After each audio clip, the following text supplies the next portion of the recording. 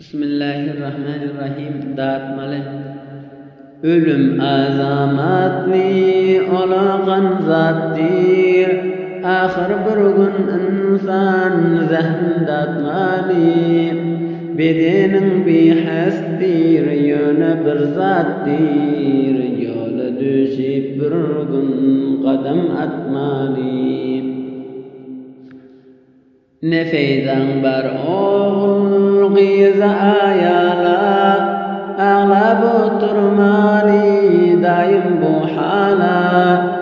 Biderek büyümelmek bu dünya mala, hesabini çeke çeke gitmeli. Dul bolar ayalin yetimdir çağan, gün yat bolar bu bolan obam. Hak yanında kabul bolsa bu tuban, ol sırattan aman esen ötmeli. 10 yaşta oğlan sen, bisalda cevan, hükmen azap vardır bu kefe inan. Kalmadı dünyada bir neçe canan, sen hem misli şoler tekin gitmeli.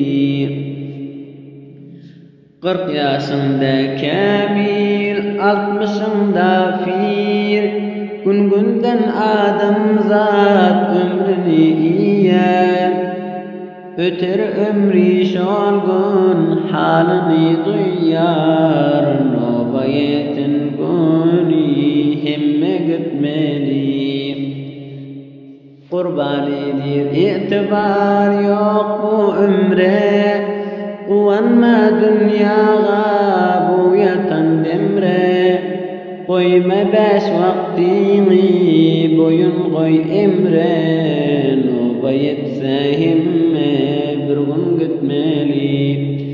Koyma 5 vaktini boyun koy emre, nobayetse himme bir gün gitmeli.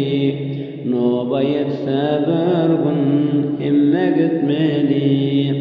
Ve minallahi tevfik.